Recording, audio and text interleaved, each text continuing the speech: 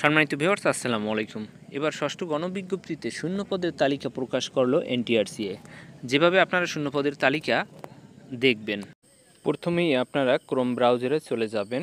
আর আমার এখানে কমেন্টস বক্সে একটি লিঙ্ক দেওয়া আছে, সেই লিঙ্কে আপনারা প্রবেশ করবেন। লিঙ্কটি আগে কপি করে নেবেন অবশ্যই। লিঙ্কটি কপি করে ক্রোম ব্রাউজারে চলে গিয়ে আপনারা সার্চ দিবেন, তাহলেই এরকমের একটা ইন্টারফেস চলে আসবে এবং লেখা আসবে vacant post in institute NTRCA public circular 2024।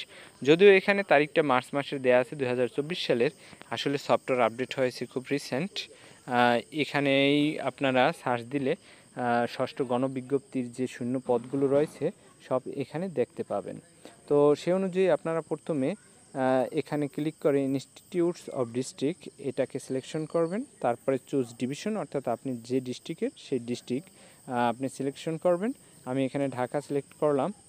তো ঢাকার আমি কোন ডিস্ট্রিক্টের শূন্য পদগুলো দেখতে চাই সেই শূন্য পদ আমি এখানে সেটা আমি এখানে সিলেক্ট করব। এখানে যদিও 10টা পর্যন্ত দেখানো আছে, আমি এখানে 50 করে নিলাম, অর্থাৎ 50টা করে নিলাম। আপনি যদি আপনার ডিস্ট্রিক্টের যদি ইন নাম্বার দিয়ে সার্চ দিতে চান তাহলে দিতে পারবেন, আবার আপনার উপজেলা দিয়ে সার্চ দিতে চান দিতে পারবেন। আমি এখানে কেরানীগঞ্জ উপজেলা সার্চ দিতেছি, অর্থাৎ কেরানীগঞ্জ উপজেলায় কয়টা পোস্ট খালি রয়েছে সকল সাবজেক্টে আমি সেটা দেখতে চাই, সেই অনুযায়ী আমি এখানে সার্চ দিলাম।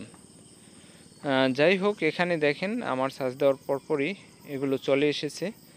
টোটাল শূন্য পদ কত খালি রয়েছে এই সাবজেক্টগুলোতে এখানে দেখানো আছে।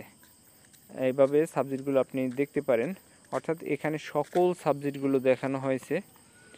আর কেরানীগঞ্জ উপজেলায় সব সাবজেক্টগুলোর তথ্য এখানে দেখানো হয়েছে, অর্থাৎ ষষ্ঠ গণবিজ্ঞপ্তিতে এই সাবজেক্টগুলো কেরানীগঞ্জ উপজেলায় খালি রয়েছে। এখন আপনি যদি আপনার সাবজেক্টকে সার্চ দিতে চান আপনি তাও দিতে পারবেন। সাবজেক্টের আইকনে আপনি একটা ক্লিক করে নেবেন, তারপরে আপনি সার্চ বাটনে আবার আপনি সার্চ দিবেন।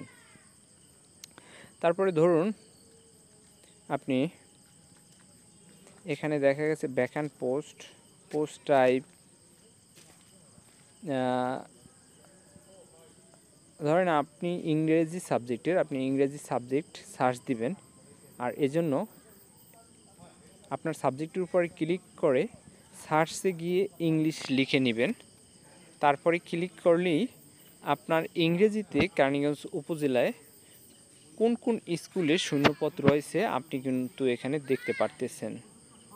তবে একটার পর একটা আপনি কিন্তু দেখতে পারবেন।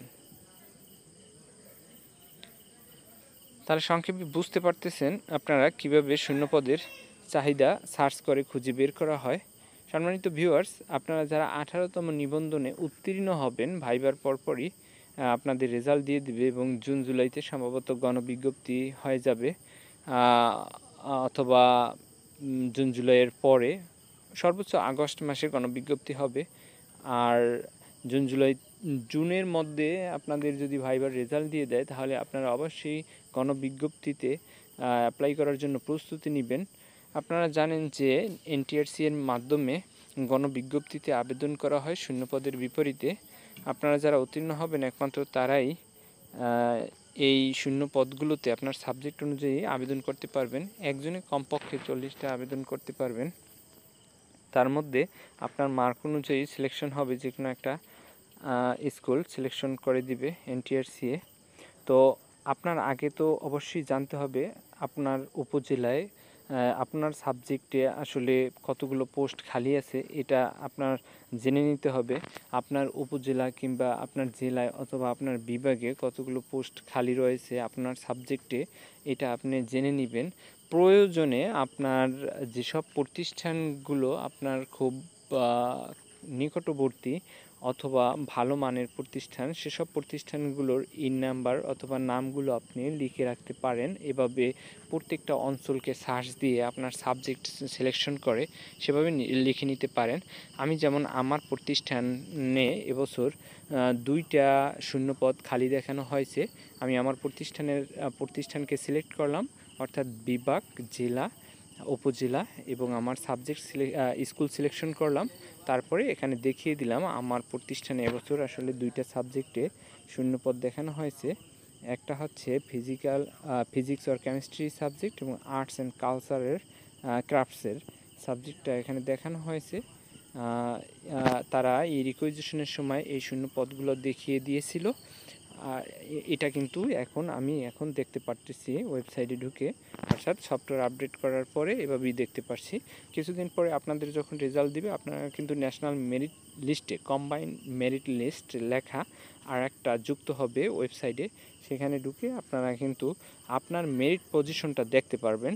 সম্মানিত ভিউয়ার্স, এগুলো সবই কিন্তু আপনাদের দরকার হবে পরবর্তীতে গণবিজ্ঞপ্তি দেওয়ার সময়। ভালো থাকবেন।